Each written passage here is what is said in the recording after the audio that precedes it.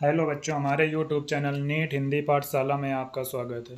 आज हम कोशिका जीवन की इकाई का भाग 2 देखेंगे। भाग 1 हम देख चुके हैं, जिसका वीडियो इसी चैनल पर पड़ा हुआ है, आप वहां जाकर देख सकते हैं। भाग 1 में हम रसदानी, जिसे वैक्यूल कहते हैं, वहां तक देख चुके थे। हमको यहाँ पर माइटोकॉन्ड्रिया से देखना था। तो चलो बिना किसी देरी के आज का लेक्चर शुरू करते हैं। सूत्र कणिका हिंदी में बोलते हैं माइटोकॉन्ड्रिया को। माइटोकॉन्ड्रिया सूत्र कणिका को जब तक विशेष रूप से अभिरंजित नहीं किया जाता तब तक सूक्ष्मदर्शी द्वारा इसे आसानी से नहीं देख सकते। मतलब जब तक इसे विशेष रूप से हम अभिरंजित नहीं करते हैं तब तक हम इसे सूक्ष्मदर्शी द्वारा नहीं देख सकते हैं।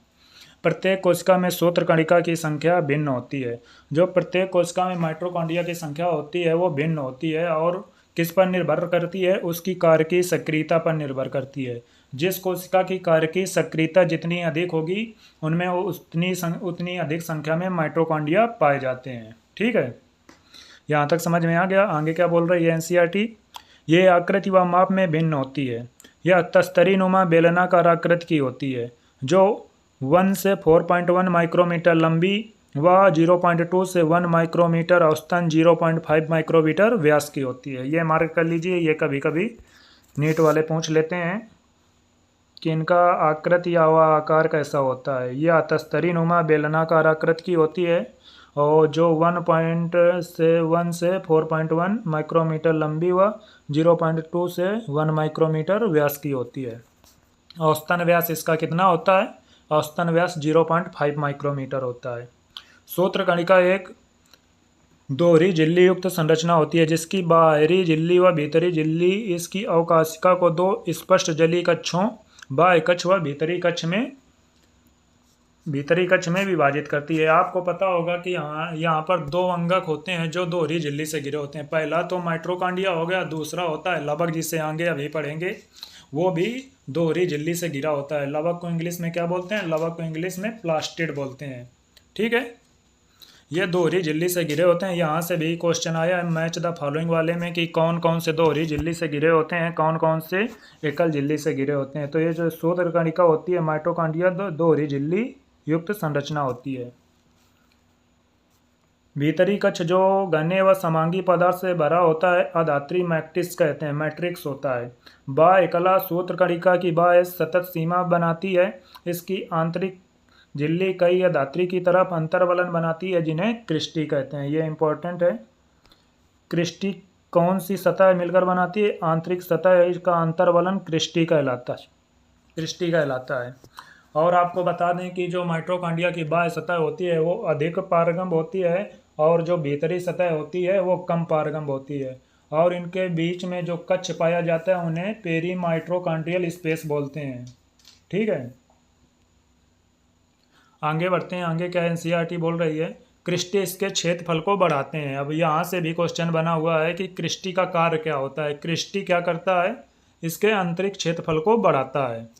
इनकी दोनों झिल्लियों में इनसे संबंधित विशेष एंजाइम मिलते हैं जो सूत्र कणिका के कार्य से संबंधित होते हैं। आपको पता होगा कि क्रेब्स चक्र के सारे एंजाइम माइटोकॉन्ड्रिया के अधात्री मैट्रिक्स में पाए जाते हैं, लेकिन एक एंजाइम अपवाद है। उसे कमेंट करके आप बताइए कौन सा है।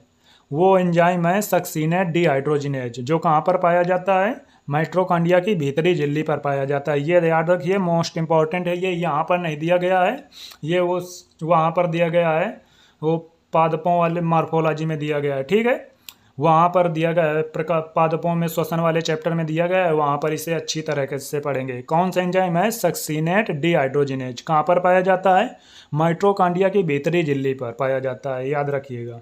ठीक है, और आगे एनसीईआरटी क्या बोलती है कि सूत्र कणिका का वायवीय श्वसन से संबंध होता है। इनमें कोशिकीय ऊर्जा एटीपी के रूप में उत्पादित होती है। इस कारण से सूत्र कणिका को कोशिका का शक्तिग्रह कहा जाता है। जो माइटोकॉन्ड्रिया होती है उसे क्या बोलते हैं? कोशिका का पावर हाउस बोलते हैं। क्यों बोलते हैं? क्योंकि इनमें कोशिकीय ऊर्जा एटीपी के रूप में उत्पादित होती है। आपको पता होगा पावर हाउस में बिजली का उत्पादन होता है, इसलिए उसे पावर हाउस बोलते हैं। इसमें यहाँ पर भी ऊर्जा का उत्पादन एटीपी के रूप में होता है, इसलिए इसे सेल का पावर हाउस बोलते हैं। सूत्र कणिका के अधात्री में एकल वृत्ताकार डीएनए अणु व कुछ आरएनए 70S तथा प्रोटीन संश्लेषण के लिए आवश्यक घटक मिलते हैं।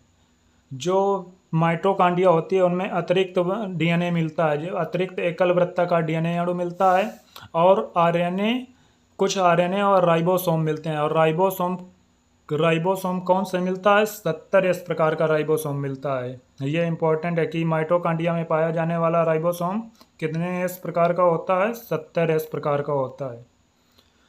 सूत्र कणिका माइटोकॉन्ड्रिया विखंडन द्वारा विभाजन करती है। ये भी इंपॉर्टेंट है कि ये कौन से उससे विभाजन करती है? विखंडन विधि द्वारा विभाजन करती है। ये माइटोकॉन्ड्रिया के बारे में दिया गया है। ये यहाँ पर इसका चित्र दिया गया है। चित्र आप एक बार नेमिंग देख ले, क्योंकि ये इम्पोर्टेंट है। ये देखो बाह्य झिल्ली दी गई है इसकी, ये जो है ये पूरी बाह्य झिल्ली हो गई। ये भीतरी झिल्ली है, ये भीतरी झिल्ली है। भीतरी झिल्ली मुड़ के बनाती है क्या? क्रिस्टी बनाती है। भीतरी झिल्ली मुड़ के क्या? क्रिस्टी अंतर्वलन मिलकर क्रिस्टी का निर्माण करते हैं। ये पूरा जो हो गया ये क्या है? ये अधात्री है, मैट्रिक्स जिसे बोलते हैं। क्रेब्स चक्र के सारे एंजाइम यहीं पर पाए जाते हैं। जो सक्सीनेट डिहाइड्रोजिनेज होता है वो यहाँ पर पाया जाता है। ठीक है, माइटोकॉन्ड्रिया की भीतरी झिल्ली में पर पाया जाता है। जो सक्सीनेट डिहाइड्रोजिनेज होता है वो यहाँ पर मिलता है। उसके बाद ये अंतर झिल्लिका अवकाशिका हो गई। क्रिस्टी का कार्य क्या होता है? क्यों? यह क्षेत्रफल को, माइटोकॉन्ड्रिया के आंतरिक क्षेत्रफल को बढ़ा देता है। ये क्रिस्टी के कार्य हो गए। ठीक है, आप इसे एक बार आसानी से देख सकते हैं और इसके चित्र को आसानी से याद कर सकते हैं, ज़्यादा कठिन नहीं है। ये माइटोकॉन्ड्रिया हो गई। आगे बढ़ते हैं। आगे क्या दिया गया है? लवक, जिसे प्लास्टिड बोलते हैं। लवक को पढ़ते हैं। लवक सभी पादप कोशिका एवं कुछ प्रोटोजोवा। ये देखिए, ये यहाँ पर एनसीईआरटी गलत लिखे हुई है, अपने उसमें आप सही कर लीजिएगा। ये यहाँ पर प्रोटोजोवा नहीं है, प्रोटोजोवा के स्थान पर क्या है? प्रोटिस्टा है। ये याद रखना, क्या है यहाँ पर? प्रोटिस्टा है। ठीक है, लगभग सभी पादप कोशिकाओं में कुछ प्रोटिस्टा जैसे युगलीना। युगलीना आपको पता हो कौन से जगत में आता है? युगलीना प्रोटिस्टा जगत का सदस्य है। ठीक है, कौन से जगत का सदस्य है? प्रोटिस्टा जगत का सदस्य है। प्रोटिस्टा जैसे युगलीना में पाया जाता है। युगलीना के बारे में और आपको क्या पता है? कि इनमें एक प्रोटीन युक्त परत पाई जाती है जिसे क्या बोलते हैं? पेलिकल बोलते हैं। ठीक है, और इसमें कोशिका झिल्ली नहीं पाई जाती है। ये आकार में बड़े होने के कारण सूक्ष्मदर्शी से आसानी से दिखाई पड़ते हैं। इनमें विशिष्ट प्रकार के वर्णक मिलने के कारण पौधे भिन्न भिन्न रंग के दिखाई देते हैं। इनमें भिन्न भिन्न प्रकार के वर्णक मिलते हैं जिससे के कारण पौधों का रंग भिन्न भिन्न दिखाई पड़ता है हमें। ठीक है, विभिन्न प्रकार के वर्णकों के आधार पर लवक कई तरह के होते हैं, जैसे हरित लवक, वर्णी लवक व अवर्णी लवक। आपके इनके जो इंग्लिश नेम है वो भी आपको याद होने चाहिए, क्योंकि कभी कभी इंग्लिश नेम ही दे देता है, हिंदी नेम नहीं देता है। तो आपको बताते हैं, हरित लवक को इंग्लिश में क्या बोलते हैं? क्लोरोप्लास्ट। और जो वर्णी लवक दिया गया है, वर्णी लवक को क्रोमोप्लास्ट बोलते हैं। क्रोमोप्लास्ट बोलते हैं, और इसका कार्य क्या होता है? क्रोमो का मतलब होता है रंग, मतलब ये कलर देने का कार्य करता है। इसका एग्जाम्पल हो गया कैरोटीनॉइड। और एक होता है अवर्णी लवक जिसे बोलते हैं ल्यूकोप्लास्ट। ल्यूकोप्लास्ट का मुख्य कार्य क्या होता है? भंडारण, स्टोरेज का कार्य करता है। इस पर पिगमेंट नहीं पाए जाते हैं, कोई भी वर्णक नहीं पाए जाते हैं, इसलिए इसे अवर्णी लवक बोलते हैं। ठीक है, और हरित लवक को आपका पता होगा कि प्रकाश संश्लेषण में सहायक होता है। आगे पढ़ते हैं, इसके बारे में दिया गया है। हरित लवकों में पर्णहरित को क्लोरोफिल बोलते हैं। हरित लवकों में पर्णहरित वर्णक व कैरोटीनॉइड वर्णक मिलते हैं जो प्रकाश संश्लेषण में के लिए आवश्यक प्रकाशीय ऊर्जा को संचित रखने का कार्य करते हैं। वर्णी लवकों में वसा, विलेय, कैरोटीनॉइड वर्णक जैसे कैरोटीन, ज़ैंथोफिल व अन्य दूसरे मिलते हैं। इनके कारण पादपों में पीले, नारंगी व लाल रंग दिखाई पड़ते हैं। ये देखिए इंपॉर्टेंट है कि पादपों में कलर कौन से वर्णक के कारण दिखाई देता है? वर्णी लवक के कारण, जिसे इंग्लिश में क्या बोलते हैं? क्रोमोप्लास्ट। ठीक है, ये इंपॉर्टेंट है। अवर्णी लवक विभिन्न आकृति, आकार व रंगहीन लवक होते हैं, आपको पहले ही बता चुके हैं, जिनमें खाद्य पदार्थ संचित रहता है। अवर्णी लवक में क्या काम होता है? इनमें खाद्य पदार्थ संचित रहता है, ये मार्क कर लीजिए। मंड लवक में मंड के रूप में कार्बोहाइड्रेट संचित रहता है। मंड लवक जो होता है उसमें मंड के रूप में क्या संचित रहता है? कार्बोहाइड्रेट संचित रहता है, जैसे आलू। इसका एग्जाम्पल भी याद रखना। और आगे क्या दिया गया है, तेल लवक में तेल व वसा तथा प्रोटीन लवक में प्रोटीन का भंडारण होता है। इससे भी मार्क कर लीजिए। तेल लवक में तेल व वसा का भंडारण होता है और प्रोटीन लवक में प्रोटीन का भंडारण होता है। अच्छे से याद कर सकते हैं ना इसे, ये इंपॉर्टेंट है, याद रखना, ये नीट में आ चुका है। अब यहाँ पर मंड लवक को आपको बता दें कि इंग्लिश में इसे क्या बोलते हैं, एमाइलोप्लास्ट। इनके इंग्लिश नेम भी याद रखना, क्योंकि कभी कभी डायरेक्ट एमाइलोप्लास्ट ही दे देता है, और ऐसा काफ़ी बार हुआ है जिससे बच्चे हिंदी मीडियम के कंफ्यूज हो जाते हैं। मंड लवक को एमाइलोप्लास्ट बोलते हैं और तेल लवक को एलाइयोप्लास्ट बोलते हैं, और जो प्रोटीन लवक होता है वो एल्यूरोप्लास्ट होता है। ये 3 नेम है, इनके नेम याद रखना, इंग्लिश नेम हिंदी नेम दोनों। आगे बोलते हैं, आगे पढ़ते हैं क्या दिया गया है एनसीईआरटी में। हरे पौधों में अधिकतर हरित लवक पत्ती की पर्ण मध्योतक कोशिकाओं में पाए जाते हैं। हरित लवक लेंस के आकार के अंडाकार, गोल, चक्री व फीते के आकार के अंगक होते हैं। जिनकी आकृति भिन्न भिन्न होती है, जो कैसे हो सकते हैं, लेंस के आकार के, अंडाकार, गोलाकार, चक्री व फीते के आकार के होते हैं। आपको बता दें कि क्लेमाइडोमोनास में कैसे मिलता है, प्यालेनुमा मिलता है। जो यूलोथ्रिक्स होता है उसमें मेखलाकार मिलता है। स्पाइरोगाइरा जो होता है उसमें रिबन सदृश या सर्पिल के रूप में मिलता है। और इसी प्रकार काफ़ी हैं। उच्च पादपों में तो डिस्क आकार का, अंडाकार, लेंस या गोलाकार मिलता है। इतने प्रकार के होते हैं। जो विभिन्न लंबाई ये भी इम्पोर्टेंट है कि इनकी लंबाई व आकार व माप कैसा होता है। लंबाई 5 से 10 माइक्रोमीटर की होती है व चौड़ाई 2 से 4 माइक्रोमीटर की होती है। इनकी संख्या भिन्न हो सकती है। जैसे प्रत्येक कोशिका में एक क्लेमाइडोमोनास, हरित शैवाल में 20 से 40 प्रति कोशिका पर्ण मध्योतक कोशिका हो सकती है। ये देखिए, ये इंपॉर्टेंट है, ये कथन व कारण वाले में ये नीट में आ चुका क्वेश्चन है, इसे मार्क कीजिए कि केवल एक भी हो सकता है। केवल एक किसमें पाया जाता है, क्लेमाइडोमोनास में। प्रत्येक कोशिका में केवल एक ही मिलता है क्लेमाइडोमोनास, जिसे हरित शैवाल कहते हैं। और प्रत्येक कोशिका में 20 से 40 किसमें मिलता है, पर्ण मध्योतक कोशिका में मिलता है। 20 से 40 होते हैं, जिसे लीफ मीजोफिल कोशिका बोलते हैं। ठीक है। सूत्र कणिका की तरह लवक द्विझिल्ली युक्त होते हैं। देखो ऊपर बताया था आपको कि ये माइटोकॉन्ड्रिया की तरीके द्विझिल्ली युक्त होते हैं। उपरोक्त दो में से इनकी भीतरी लवक झिल्ली अपेक्षाकृत कम पारगम होती है। यह देखिए दिया गया है कि दोनों की भीतरी वाली झिल्ली होती है वो कैसी होती है, कम पारगम होती है। भीतरी झिल्ली अपेक्षाकृत ऊपर वाली झिल्ली से कम पारगम होती है। तो आप इसे भी मार्क कर लीजिए कि भीतरी लवक झिल्ली अपेक्षाकृत कम पारगम होती है। हरित लवक के अंतर झिल्ली से घिरे हुए भीतर के स्थान को पीठिका कहते हैं, स्ट्रोमा बोलते हैं। पीठिका में चपटे झिल्ली युक्त थैली जैसी संरचना संगठित होती है, जिसे थैलेकॉइड कहते हैं। थैलेकॉइड सिक्कों की चट्टानों की भांति ढेर के रूप में मिलते हैं, जिसे ग्रेना एकवचन ग्रेनम या अंतरग्रेना थैलेकॉइड कहते हैं। इनके अलावा कई चिपटी झिल्ली नुमा नलिकाएं जो ग्रेना के विभिन्न थैलेकॉइडों को जोड़ती हैं, उन्हें पीठिका पट्टिकाएं कहते हैं। इंग्लिश में क्या बोलते हैं, स्ट्रोमा लैमेली। ठीक है, याद रखिएगा इंग्लिश नेम भी।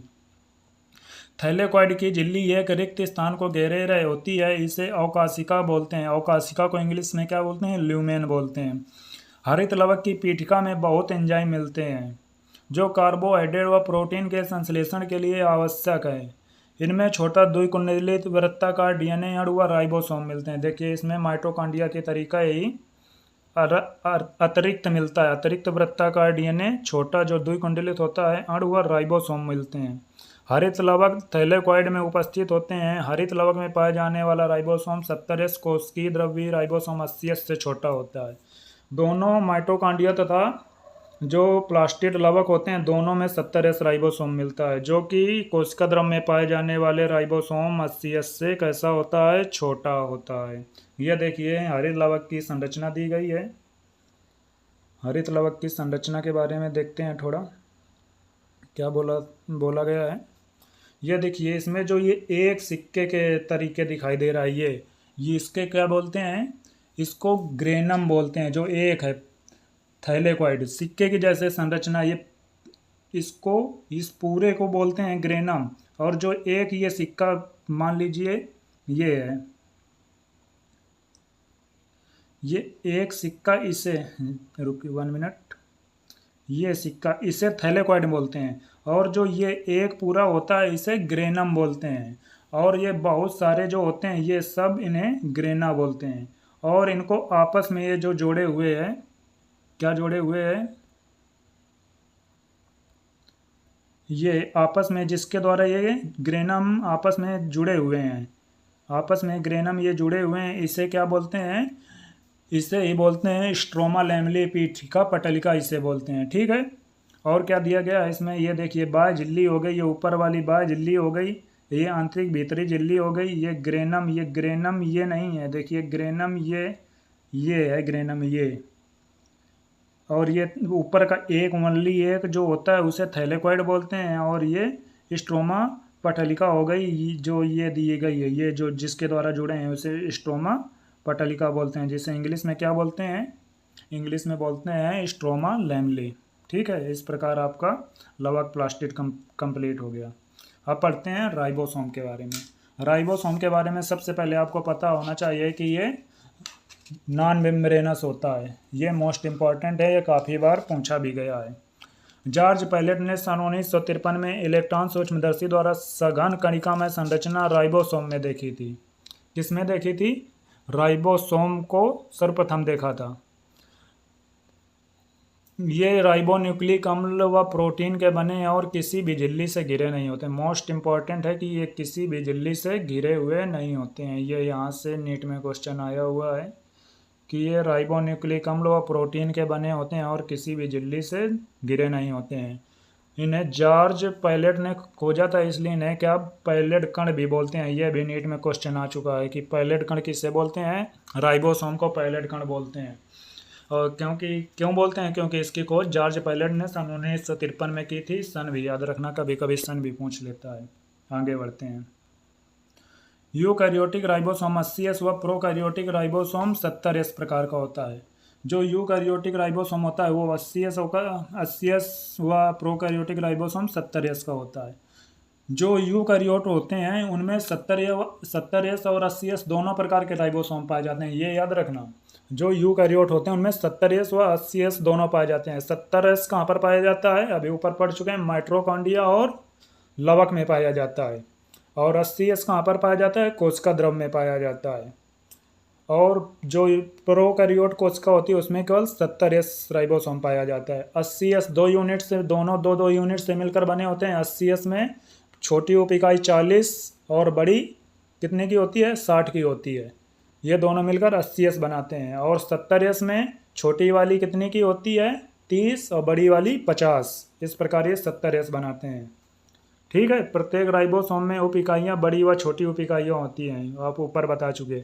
यहाँ पर यस स्वेडवर्ग इकाई है जिसे अवसादन गुणांक कहते हैं। ये यहाँ से पूछा गया है क्वेश्चन कि यस किसको प्रेजेंट करता है, जिसे स्वेडवर्ग इकाई या अवसादन गुणांक प्रदर्शित करता है। यह अपरोक्ष रूप से आकार व घनत्व को व्यक्त करता है। आप एक प्रकार से कह सकते हैं कि राइबोसोम की यह आकार व घनत्व को बताता है। दोनों 70S व 80S राइबोसोम 2 उप इकाइयों से मिलकर बना होता है। आपको अभी बता चुके कौन कौन सी 2 उप इकाइयाँ होती हैं, ये देखो नीचे NCERT में दिया गया है। ये इनका राइबोसोम का चित्र दिया गया है, आप चित्र को देख सकते हैं। राइबोसोम की संरचना, ये ऊपर वाली हो गई छोटी उप इकाई, ये छोटी उप इकाई हो गई, ये बड़ी उप इकाई हो गई। अगर इसे 70S राइबोसोम मान लें तो ये वाला नीचे वाली हो गई 30 और ऊपर वाली हो गई 50। ये दोनों मिलकर बनाते हैं कितना, 70।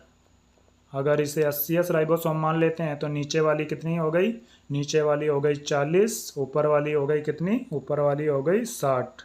मिलकर बनाते हैं कितना, 80S राइबोसोम। कितना बनाते हैं, 80S राइबोसोम। ठीक, ये याद रखना। NCERT में दिया गया नहीं है लेकिन आप याद रख सकते हैं, कोई प्रॉब्लम नहीं है, कभी कभी आ जाता है। इसके बाद पढ़ते हैं साइटोपंजर, जिसे साइटोस्केलेटन कहते हैं। साइटोस्केलेटन के बारे में बता दें कि ये प्रोकैरियोट में अनुपस्थित होता है। साइटोस्केलेटन जो होता है ये प्रोकैरियोट में नहीं पाया जाता, केवल यूकैरियोट में पाया जाता है। प्रोटीन युक्त विस्तृत जालिकावत तंतु जो कोशिका द्रव्य में मिलता है उसे साइटोपंजर या साइटोस्केलेटन कहते हैं। कोशिका में मिलने वाला साइटोपंजर के विभिन्न कार्य, जैसे ये कार्य बहुत पूछा गया है नीट में, इससे क्वेश्चन बना। एक कार्य याद रखिएगा, विभिन्न कार्य क्या क्या हैं इसके? 3 कार्य हैं। यांत्रिक सहायता देता है, गति में सहायता करता है, वह कोशिका के आकार को बनाए रखने में उपयोगी होता है। और आपको कमेंट करना है कि और कौन से ऐसा अंगक है जो कोशिका के आकार को बनाए रखने में मदद करता है। यहाँ पर भी कोशिका के आकार को ये साइटोपंजर बनाता है, और ऐसा कौन सा अंगक है जो कोशिका के आकार को बनाए रखने में मदद करता है, ये आपको कमेंट करना है। और आगे बढ़ते हैं, आगे क्या एनसीईआरटी बोल रही है। अब बढ़ेंगे पश्चमाभ व कसाब के बारे में। पश्चमाभ को इंग्लिश में क्या बोलते हैं? सीलिया, तथा कसाब को क्या बोलते हैं? फ्लैजिला बोलते हैं। पश्चमाभिकाएं जिन्हें सीलिया बोलते हैं, एक वचन सीलिया होती है, पश्चमाभ होते हैं। वह कसाभिकाएं जिन्हें फ्लैजिला इंग्लिश में बोलते हैं, एक वचन कसाभिका फ्लैजिला होता है। रोम सदृश कोशिका झिल्ली पर मिलने वाली अपवृद्धि है। कोशिका झिल्ली पर मिलने वाली अपवृद्धि है, ये पूछा गया है। कहाँ पर मिलने वाली अपवृद्धि है? कोशिका झिल्ली, सेल मेम्ब्रेन पर मिलने वाली अपवृद्धि है। पश्चमाभ एक छोटी संरचना चप्पू की तरह कार्य करती है, जो कोशिका को उसके चारों तरफ मिलने वाले द्रव की गति में सहायता करती है। ये यहाँ से नीट में पूछा गया क्वेश्चन है कि जो सीलिया होते हैं उनका कार्य क्या होता है? सीलिया का कार्य क्या होता है? ये 2 कार्य करते हैं। पहला कार्य तो कोशिका को विगत करवाते हैं, और दूसरा उसके पास पाए जाने वाले द्रव की भी गति कराते हैं। लेकिन फ्लैजिला ऐसा नहीं करता। फ्लैजिला सिर्फ कोशिका की गति करवाता है, ये ध्यान रखिएगा। जो सीलिया पाया जाता है वो कोशिका की भी गति करवाता है, और उसके आसपास पाए जाने वाले द्रव जो मिलता है उसकी भी गति करवाता है। लेकिन सीलिया जो फ्लैजिला होता है सिर्फ कोशिका की गति करवाता है, ये ध्यान रखना है, ये इंपॉर्टेंट है। आप इसे चाहे तो बगल में एनसीईआरटी में लिख सकते हैं। कसाभिका अपेक्षाकृत लंबे व कोशिका की गति में सहायक होते हैं। ये केवल कोशिका की गति करवाते हैं। कसाभिका जो फ्लैजिला होते हैं वो आसपास के द्रव की गति नहीं करवाते हैं। प्रोकैरियोटिक जीवाणु में पाई जाने वाली कसाभिका संरचनात्मक रूप से यूकैरियोटिक कसाभिका से भिन्न होती है। यह भी मार्क कर लीजिए, इंपॉर्टेंट है कि जो प्रोकैरियोट और यूकैरियोट में पाए जाने वाले फ्लैजिला की संरचना आपस में भिन्न होती है। इलेक्ट्रॉन सूक्ष्मदर्शी अध्ययन से पता चलता है कि पश्चमाभ व कसाभिका जीव द्रव झिल्ली से ढके होते हैं। इनके कोर को अक्ष सूत्र बोलते हैं, इंग्लिश में एक्सोनीम बोलते हैं, जो कई सूक्ष्म नलिकाओं का बना होता है, जो लंबे अक्ष के समांतर स्थित होते हैं। अक्ष सूत्र के केंद्र में एक जोड़ी सूक्ष्म नलिका मिलती है, और 9 द्विक अरी परिधि के और व्यवस्थित सूक्ष्म नलिकाएं होती हैं। अक्ष सूत्र की सूक्ष्म नलिकाओं की इस व्यवस्था को 9+2 प्रणाली कहते हैं। ये इंपॉर्टेंट है कि 9+2 प्रणाली किस में पाई जाती है? एनसीईआरटी उसमें नीट में क्वेश्चन पूछा गया है।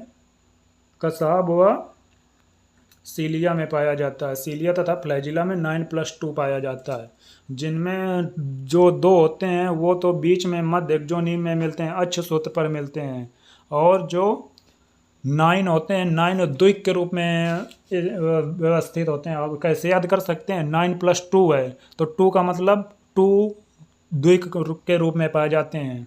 ठीक है, आप इस प्रकार याद कर सकते हैं। जो 9 होते हैं वो परिधि पर पाए जाते हैं, और जो 2 होते हैं वो केंद्रीय सूक्ष्म नलिकाएं होती हैं, और एकलक के रूप में स्थित होती हैं। वो कहाँ पर पाई जाती हैं? अक्ष सूत्र पर पाई जाती हैं। इंग्लिश में अक्ष सूत्र को एक्सोनीम बोलते हैं। ठीक है, याद रखिएगा। केंद्रीय नलिका सेतु द्वारा जुड़े हुए एवं केंद्रीय आवरण द्वारा ढके होते हैं, जो परिधि द्विक के प्रत्येक नलिका को अरी दंड द्वारा जोड़ते हैं। इस प्रकार 9 अरी तान बनती है। यह देखिए उसका चित्र दिया गया है। परिधि द्विक सेतु द्वारा आपस में जुड़े होने पर पश्चिमाभ व कसाभिका तारक केंद्र सदृश संरचना से बाहर निकलते हैं, जिसे आधारी इकाई कहते हैं। ये देखिए चित्र दिया गया है इसका। इसमें ये 9 तो द्विक के रूप में उपस्थित हैं, ये जो हैं परिधि पर 9 द्विक के रूप में उपस्थित हैं, और ये जो बीच में अक्ष सूत्र पर स्थित हैं ये एकलक हैं, मतलब सिंगल उपस्थित हैं, केंद्रीय सूक्ष्म नलिका बोलते हैं, और ये 2 होते हैं। इस प्रकार इसकी प्रणाली को क्या बोलते हैं? 9+2 प्रणाली। 9 परिधि पर, 2 केंद्र पर पाई जाती हैं। ये देखिए इसका केंद्रीय आच्छद हो गया जिसे एक्सोनियम बोलते हैं, और ये जीवद्रव झिल्ली हो गई, ये परिधि सूक्ष्म नलिकाएं हो गई 9+9 जो होती हैं द्विक के रूप में, और ये जो आपस में जिससे जुड़ी होते हैं उसे अंतराद्विक सेतु बोलते हैं। और ये केंद्रीय सूक्ष्म नलिका हो गई, और ये अरीडंडा हो गया। इसकी ये संरचना दी गई हुई, ये माइक्रोस्कोपिक व्यू है, और ये थोड़ा इसे मेंटेन करके बनाया गया है, आप इसे देख सकते हैं। इस प्रकार पछमाव व कसाब को आसानी से आप समझ सकते हैं। ये चित्र इम्पोर्टेंट है, चित्र, और सबसे इम्पोर्टेंट ये है 9+2 व्यवस्था, इसे याद रखना। अब इसके आगे पढ़ते हैं। तारक काय व तारक केंद्र। तारक काय और तारक केंद्र, तारक काय को क्या बोलते हैं? सेंट्रियोसोम, और तारक केंद्र को क्या बोलते हैं? सेंट्रियोल बोलते हैं। आपको पता होगा कि यही एक अंगक है जो मुख्यतः किस में पाया जाता है? पादपों में नहीं पाया जाता, प्राणियों में केवल पाया जाता है। पादप कोशिका में ये मुख्यतः मतलब एब्सेंट होता है, सेंट्रियोसोम नहीं पाया जाता है। तारक काय वह अंगक है जो 2 बेलनाकार संरचना से मिलकर बना होता है, जिसे तारक केंद्र कहते हैं। तारक काय दो बेलनाकार संरचनाओं से मिलकर बना होता है, जिसे क्या कहते हैं? जिसे बोलते हैं तारक केंद्र, इंग्लिश में सेंट्रियोल, सेंट्रियोल के द्वारा बना होता है। यह अक्रिस्टलीय परिकेंद्रकीय द्रव से घिरा होता है। दोनों तारक केंद्र तारक काय में एक दूसरे के लंबवत स्थित होते हैं, जिसमें प्रत्येक की संरचना बैलगाड़ी के पहिए जैसी होती है। तारक केंद्र संख्या में 9 समान दूरी पर स्थित परिधि ट्यूबुलिन सूत्रों से बने होते हैं। प्रत्येक परिधि सूत्र के त्रिक होते हैं, पास के त्रिक आपस में जुड़े होते हैं। तारक केंद्र का अग्र भीतरी भाग प्रोटीन का बना होता है, जिसे धुरी कहते हैं। यह परिधि त्रिक के नलिका से प्रोटीन से बने अरीदंड से जुड़े होते हैं। तारक केंद्र पछमाव व कसाबिका का आधारी काय बनाता है। ये इंपॉर्टेंट है कि पछमाव व कसाबिका का आधारी काय कौन बनाता है? कौन बनाता है? तारक केंद्र बनाता है। और तर्क तंतु जंतु कोशिका विभाजन के उपरांत तर्क उपकरण बनाते हैं। आपको पता होगा, अभी आगे वाले चैप्टर में पढ़ेंगे इसके, कि तर्क तंतु जो होता है वह जंतु कोशिका विभाजन के उपरांत तर्क उपकरण बनाता है। तारक काय की संरचना कैसी होती है, इस चित्र से थोड़ा समझते हैं कि इसमें जो ये 9 द्विक के रूप में उपस्थित है, उसमें 9 त्रिक के रूप में उपस्थित होते हैं, मतलब एक साथ 3 जुड़े होते हैं और 9 ही उपस्थित होते हैं। और जो इसके बीच में ये उपस्थित हैं, ये 2, वहाँ पर 0 होते हैं। इस प्रकार इसकी प्रणाली को क्या बोलते हैं? तारक केंद्र की प्रणाली को 9+0 बोलते हैं। 9+0 व्यवस्था यह प्रणाली बोलते हैं। यह भी पूछा गया है नीट में, इसको भी याद रखना। इसमें दिया नहीं गया लेकिन पूछा गया है कि इसे क्या बोलते हैं? 9+0।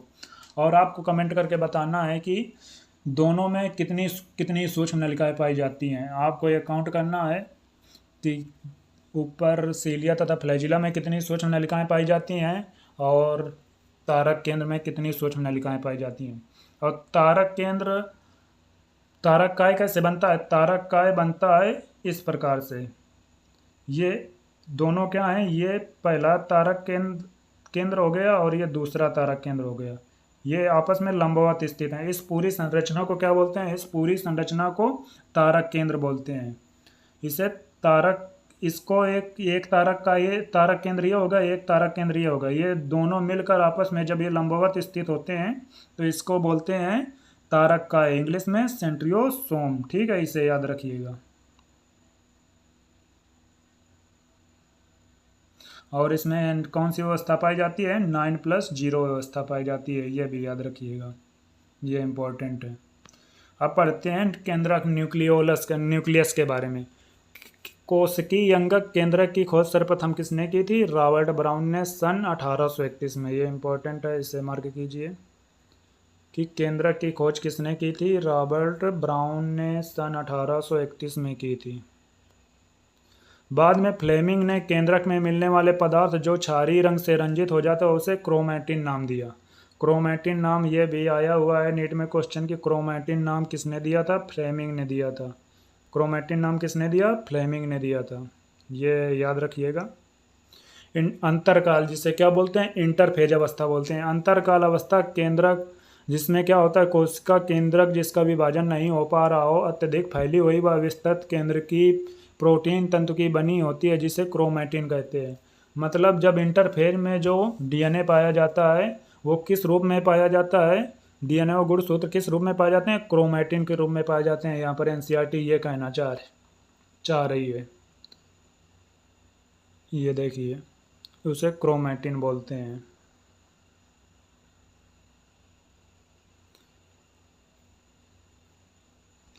केंद्रकीय धात्री में एक या अधिक गोलाकार संरचनाएं मिलते हैं, जिन्हें केंद्रिका बोलते हैं, केंद्रिक बोलते हैं उन्हें। एक या एक से अधिक गोलाकार संरचनाएं मिलती हैं, जिन्हें केंद्रिक बोलते हैं।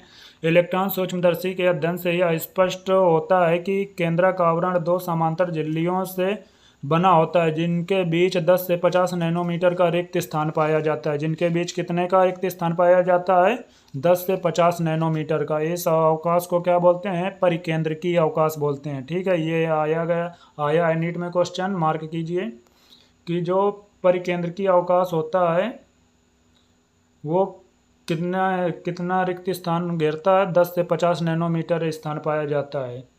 और कहाँ पर बनता है, केंद्रक आवरण की बाहरी झिल्ली और भीतरी झिल्ली के बीच का जो स्थान होता है उसे परिकेंद्रकीय अवकाश कहते हैं।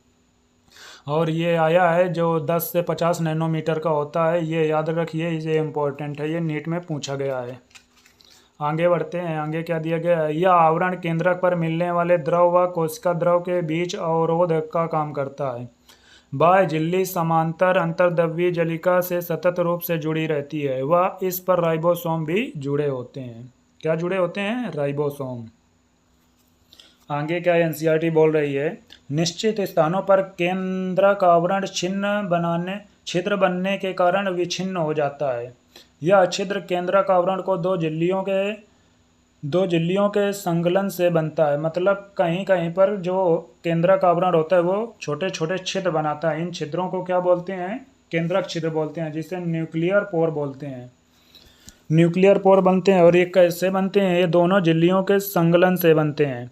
इन छिद्रों से होकर आरएनए व प्रोटीन अणु केंद्रक से कोशिका द्रव व कोशिका द्रव से केंद्रक की ओर जाते रहते हैं।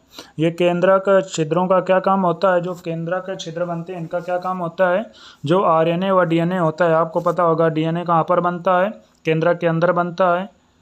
तो ये कहाँ पर, इन छिद्रों से होकर आरएनए व प्रोटीन के जो अणु होते हैं वो कोशिका द्रव तथा केंद्रक द्रव में आते जाते रहते हैं। ये इसका काम होता है, ये याद रखिएगा। साधारण एक कोशिका में एक ही केंद्रक मिलता है, लेकिन ऐसा देखा गया है कि इनकी संख्या कभी कभी परिवर्तित होती रहती है। क्या आप कुछ जीवों के नाम बता सकते हैं जिनकी कोशिका में एक से अधिक केंद्रक मिलते हैं? कुछ परिपक्व कोशिकाएं केंद्रक रहित होती हैं, जैसे स्तनधारी जीवों की रक्ताणु व संवहनी पौधों की चालनीय नलिका कोशिकाएं। ये इंपॉर्टेंट है कि ऐसी कौन सी कोशिकाएं हैं जिनमें केंद्रक नहीं पाया जाता है, केंद्रक एब्सेंट होता है। कौन कौन सी कोशिकाएं हैं, पहले तो हमारे शरीर पर पाई जाने वाली आरबीसी और दूसरी पौधों पर पाई जाने वाली चालनीय नलिका कोशिका। और एनसीईआरटी यहाँ पर क्वेश्चन पूछ रही है कि कुछ कोशिकाओं में एक से अधिक केंद्रक पाए जाते हैं। क्या आप ऐसी कोशिकाओं के नाम बता सकते हैं? कमेंट करके आप बताइए कौन कौन सी कोशिकाएं हैं जिनमें एक से अधिक केंद्रक पाए जाते हैं।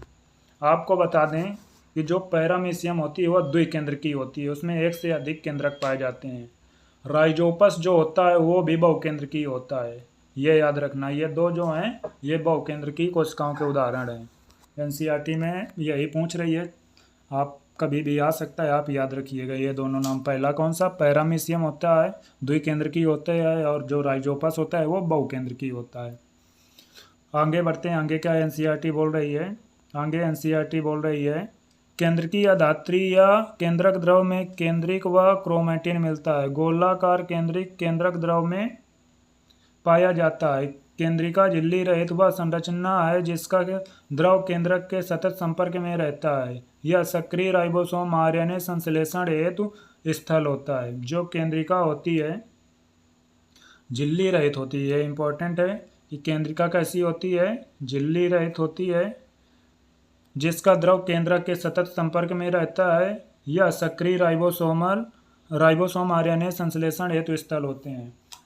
राइबोसोम की फैक्ट्री किसे कहा जाता है? केंद्रिका को कहा जाता है। राइबोसोम की फैक्ट्री किसे कहा जाता है? केंद्रिका। मतलब राइबोसोम को कौन बनाता है? केंद्रिका बनाता है। आगे क्या लिखा गया है? जो कोशिकाएं अधिक सक्रिय रूप से प्रोटीन संश्लेषण करती हैं उनमें बड़े व अनेक केंद्रिकाएं मिलती हैं। इसका कहने का अर्थ क्या है? एनसीईआरटी का आपको पता होगा कि राइबोसोम प्रोटीन संश्लेषण का कार्य करता है। राइबोसोम किससे बनता है? राइबोसोम बनता है क्रोमैटिन उससे, केंद्रिका से। तो इसलिए कह रहा है जिसमें अधिक हमें प्रोटीन की आवश्यकता होगी, जो अधिक प्रोटीन संश्लेषण जो कोशिका करती है उसमें बड़े आकार की केंद्रिका मिलते हैं। केंद्रिका से क्या बनेगा? केंद्रिका से बनेगा राइबोसोम, राइबोसोम से बनेगा प्रोटीन। यही इसके कहने का मतलब है कि उनमें बड़े आकार के केंद्रिका मिलते हैं। आप याद करें कि अंतरावस्था को क्या इंग्लिश में बोलते हैं? इंटरफेज। केंद्रक में ढीली ढाली अस्पष्ट न्यूक्लियो प्रोटीन तंतुओं की जालिका मिलती है जिसे क्रोमैटिन कहते हैं। क्रोमैटिन दिया गया है, किसे बोलते हैं? ये अभी आगे सेल डिवीजन वाले चैप्टर में पढ़ेंगे और अच्छे से। जो इंटरफेज अवस्था में जो न्यूक्लियो प्रोटीन तंतु की जालिका मिलती है, जो डीएनए पाया जाता है, उसी को क्रोमैटिन बोलते हैं। अवस्थाओं व विभाजन के समय केंद्रक के स्थान पर गुणसूत्र संरचना दिखाई पड़ती है। क्रोमैटिन में डीएनए तथा कुछ क्षारीय प्रोटीन मिलता है जिसे हिस्टोन कहते हैं। इसके अतिरिक्त उनमें इतर स्टोन का मतलब क्या होता है? नॉन स्टोन प्रोटीन बोलते हैं। वह आरएनए भी मिलता है। मनुष्य की एक कोशिका में लगभग 2 मीटर लंबा डीएनए सूत्र 46 गुणसूत्र, जिसमें 23 जोड़े होते हैं, में बिखरा रहता है। आप गुणसूत्र में डीएनए के संवेष्टन का मतलब क्या होता है? संवेष्टन का अर्थ होता है पैकेजिंग। ये ध्यान रखना, हिंदी में संवेष्टन, इंग्लिश में पैकेजिंग। ये आगे लिखा हुआ है, देखिए। कक्षा 12वीं के विस्तृत रूप से अध्ययन, कक्षा 12वीं में आप इसे विस्तृत रूप से अध्ययन करेंगे। गुणसूत्र सिर्फ विभाजक कोशिकाओं में दिखाई देते हैं। प्रत्येक गुणसूत्र में एक प्राथमिक संकीर्णन मिलता है जिसे गुणसूत्र बिंदु सेंट्रोमियर भी कहते हैं। जो एक सेंट्रोमियर पाया जाता है, जो एक कहाँ पर पाया जाता है? प्राथमिक संकीर्णन मिलता है जिसे गुणसूत्र बिंदु कहते हैं। ये जहाँ पर ये देखिए, ये दिया गया है, ये जहाँ पर आपस में मिलते हैं इसे ही सेंट्रोमियर कहते हैं। ये सेंट्रोमियर है, ठीक है। आगे क्या बोलती है एनसीईआरटी? इस पर बिंब आकार की रचना मिलती है। इस पर बिंब आकार की रचना मिलती है जिसे क्या बोलते हैं? जिसे बोलते हैं काइनेटोकोर। ये देखिए यहाँ पर दिए गए हैं, ये बिंब आकार की रचना, इन्हें क्या बोल रहे हैं? काइनेटोकोर बोल रहे हैं। काइनेटोकोर बोलते हैं इन्हें। काइनेटोकोर का कार्य क्या होता है? अभी आगे पढ़ेंगे, इसमें दिया गया है। तारक का गुणसूत्रों के दोनों अर्ध गुणसूत्रों के एक बिंदु पर पकड़ कर रखना है। गुणसूत्र बिंदु की स्थिति के आधार पर गुणसूत्रों को 4 प्रकारों में विभाजित किया गया है। यहाँ एनसीईआरटी क्या बोल रही है कि जो गुणसूत्र बिंदु होते हैं, जिन्हें सेंट्रोमियर कहते हैं, वो कहाँ पर पाए जा रहे हैं? गुणसूत्र के। उस आधार पर गुणसूत्रों को कितने आधार पर बांटा गया है? ये यहाँ से नीट में क्वेश्चन बन सकता है कि उनको इसके आधार पर कितने भागों में बांटा गया है? 4 प्रकारों में विभाजित किया गया है। ये मार्क कर लीजिए, यहाँ से बन सकता है। पहला आता है मध्य केंद्र की, जिसे मेटासेंट्रिक बोलते हैं। गुणसूत्र में गुणसूत्र बिंदु गुणसूत्र के बीचों बीच स्थित होता है, जिससे गुणसूत्र की दोनों भुजाएं बराबर लंबाई की दिखाई देती हैं। दूसरा कौन सा होता है? दूसरा होता है उपमध्य केंद्र की, जिसे सब मेटासेंट्रिक कहते हैं। गुणसूत्र में गुणसूत्र बिंदु गुणसूत्र के मध्य से हटकर दिखाई देता है, जिसके परिणाम स्वरूप एक भुजा छोटी व एक भुजा बड़ी होती है। तीसरा कौन सा होता है? तीसरा होता है अग्रबिंदु, जिसे एक्रोसेंट्रिक बोलते हैं। गुणसूत्र में गुणसूत्र बिंदु इसके बिल्कुल किनारे पर स्थित होता है, जिससे एक भुजा अत्यंत छोटी व एक भुजा बहुत बड़ी दिखाई देती है। जबकि चौथा कौन होता है? चौथा होता है अंत केंद्र की, जिसे टीलोसेंट्रिक बोलते हैं। गुणसूत्र में गुणसूत्र बिंदु एकदम उसके शीर्ष पर होता है। ये देखिए, इसमें इसके हिसाब से बता रहे हैं कि ये बीच में मान लो उपस्थित है, मेटासेंट्रिक हो गया, और इसके ये थोड़ा ऊपर चला गया तो एक भुजा बड़ी हो जाएगी, एक छोटी हो जाएगी। तो इसे क्या बोलते हैं? इसे बोलते हैं सब मेटासेंट्रिक, उप मध्य केंद्र की। और यदि ये और थोड़ा ऊपर यहाँ पर पहुँच जाए तो इसे क्या बोलेंगे?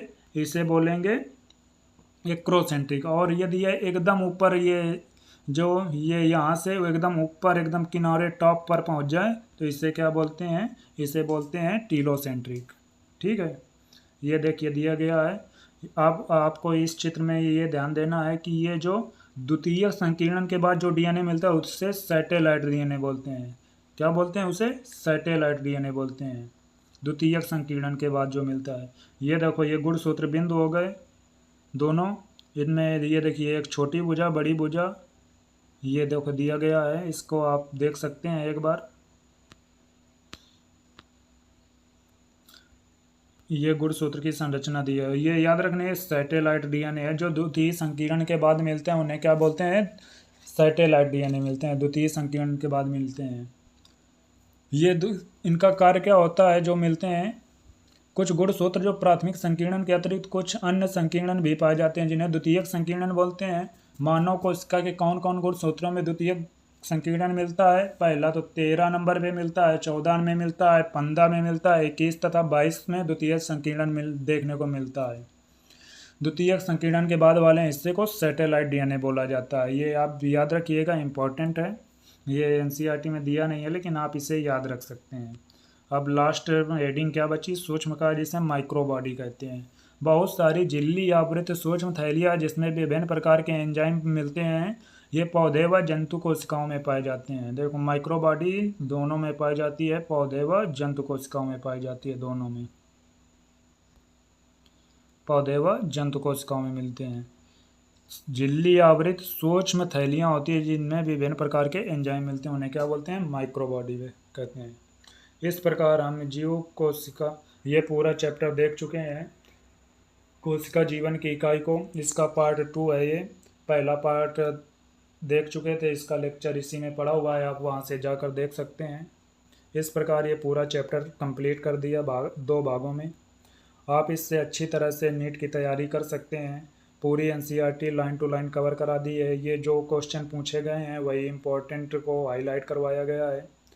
आप इसे आसानी से तैयार कर सकते हैं। चित्र भी इम्पोर्टेंट है क्योंकि चित्र भी एनसीईआरटी से नीट वाले पूछने लगे हैं। चित्र में आपको दे देगा कि बताइए कौन क्या है, यहाँ पर कोई एक चीज़ एब्सेंट करके पूछ लेगा, बताइए ए बी क्या है। इस प्रकार से चित्र भी इम्पोर्टेंट है। इस बार इसलिए इनकी नेमिंग जो है उसे आप आसानी से याद कर सकते हैं और आपका कोई क्वेश्चन इस प्रकार गलत नहीं होगा क्योंकि सभी क्वेश्चन एनसीईआरटी से ही आते हैं।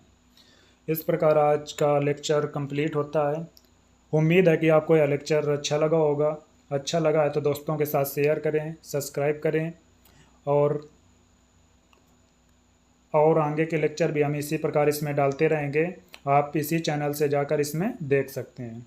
ठीक है, जय हिंद, जय भारत।